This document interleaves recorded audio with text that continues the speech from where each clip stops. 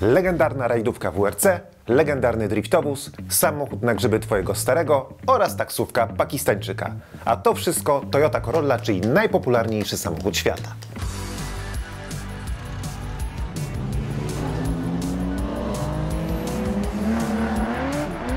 Witamy na kanale YouTube magazynu Classic Auto.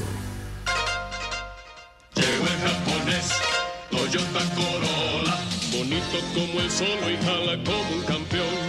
Tracción delantera, independiente suspensión, Toyota Corolla. W naszej redakcji Classic Auto Corolla SUV to samochód najstarszego członka redakcji, czyli redaktora naczelnego, ale i samochód najmłodszego członka redakcji, czyli redaktora Grabowskiego, który jeździ AE86 w wersji Levin albo Trueno, nie pamiętam. A oto przegląd generacji Toyoty Corolli. 1. Generacja E10 produkowana od 1966 roku do 1970. Akira Nakai-san, legendarny założyciel RWB i tuner Porsche, też zaczynał od tuningu Corolli. Oczywiście była to Corolla AE86. I komu to przeszkadzało? Musiał się wziąć chłopak za Porsche. Narodziny legendy. Toyota Corolla zadebiutowała w 1966 roku jako tani, prosty i wyjątkowo niezawodny samochód dla mas. Zaprojektowana przez Tatsuo Hasegawa, była odpowiedzią Toyoty na gwałtowne rosnące potrzeby klasy średniej w Japonii. Corolla szybko zdobyła serca klientów dzięki łatwości serwisowania, niskiej cenie i przyzwoitym osiągom. Do 1970 roku sprzedano ponad 1 milion egzemplarzy i był to dopiero początek wielkiej dominacji Corolli. Oferowano wersje sedan, coupé i kombi.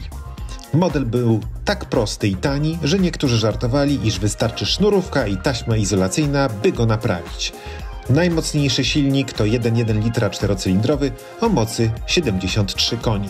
W całej swojej nudności Corolla miała też wersje bardzo kultowe. Moja ukochana Toyota Corolla All-Track Wagon.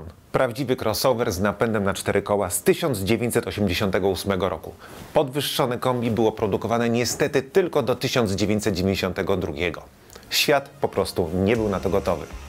Toyota Corolla Levin czy Sprinter Trueno, czyli AE86. Była to absolutnie sportowa dusza, która występowała w 2 odmianach. Levin z pełnymi reflektorami i Trueno z wysuwanymi światłami.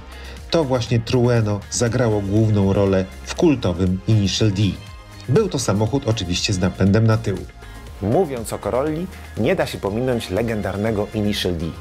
Magii, która spowodowała, że Corolla AE86 stała się absolutnie kultowym wozem wśród młodych ludzi. Initial D doczekało się różnych ekranizacji i podobno nad jedną z nich miał pracować Sung Kang. On twórca roli Hana w Szybkich i Wściekłych, ale tym razem w roli reżysera. Sung Kang, który odwiedził Classic Auto Cup, również jest właścicielem Toyoty Corolli AE86, czyli tzw. Hachi. W generacji E90 Toyota Corolla GTI 16, czyli hatchback o sportowym temperamencie popularny w Europie z silnikiem 4AGE DOHC, uważany za jedną z lepszych przednionapędówek tamtej epoki. W generacji E120 Toyota Corolla T-Sport, czyli TS kompresor.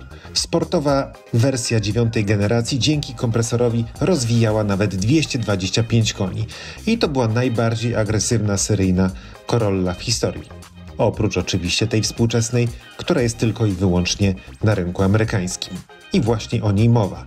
Toyota Corolla GR Sport E210. Współczesna, stylizowana wersja inspirowana motorsportem, choć bez turbiny, to z usztywnionym zawieszeniem i sportowym lookiem. Corolla E210 dostępna jest na rynku amerykańskim oraz japońskim z napędem na 4 koła i z silnikiem z Yarisa GR, czyli dysponuje mocą między 296 a 304 konie. Wielka szkoda, że nie mamy w Europie tego wspaniałego samochodu. Wracając do generacji 6, czyli E90, nie mylić z BMW, która była produkowana od 1987 do 1991 roku. Wtedy niestety najmocniejszy silnik 1,6 litra 4AGE 20V miał moc 160 koni.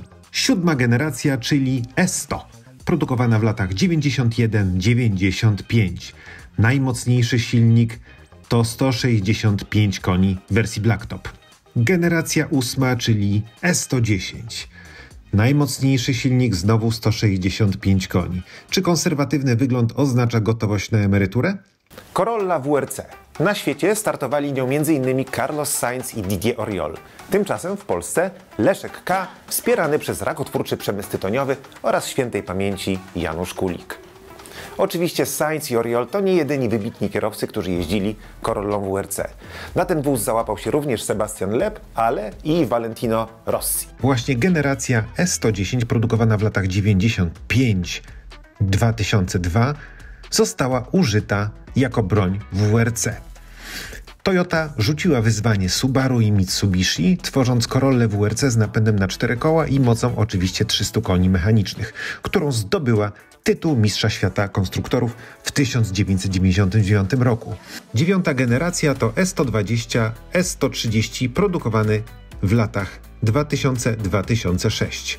Najmocniejszy silnik to 2ZZGE o mocy 192 konie, wersja T-Sport TS. 10. generacja S140, S150, lata 2006-2013. Najmocniejszy silnik 2,4 litra R4 o mocy 158 koni i to w wersji amerykańskiej, czyli XRS. 11. generacja E160, E170, E180, produkowana w latach 2012-2018. Najmocniejszy silnik 1,8 litra Valvematic o mocy 140 koni. I znowu powracamy do aktualnej generacji E210 produkowanej od 2018 roku do obecnych czasów. Najmocniejszy silnik, no i teraz pytanie, o którym rynku mówimy. Na pewno najmocniejszy silnik to jest ten, który znamy z rynku amerykańskiego, a właściwie ten, który znamy z Yarisa GR z wersji europejskiej. A na koniec błagam Was o wybaczenie, jeśli pominąłem jakieś super ważne fakty z historii Corolli. Napiszcie koniecznie w komentarzach, co o tym myślicie i dodajcie ważne fakty z historii Corolli. Podsumowując temat Corolli. Kiedy następnym razem będziecie jechać śmierdzącym Uberem w korku w piątek o 16 i będzie to Corolla, pamiętajcie, że jedziecie prawdziwą legendą motoryzacji i jesteście częścią najważniejszej motoryzacyjnej historii świata. Tak samo jak Wasz wujek Działkowicz-Grzybiarz. Jeżeli chcesz prenumerować magazyn Classic Auto, zapraszamy na stronę www.classicautomag.pl/sklep. Link znajduje się w opisie tego odcinka.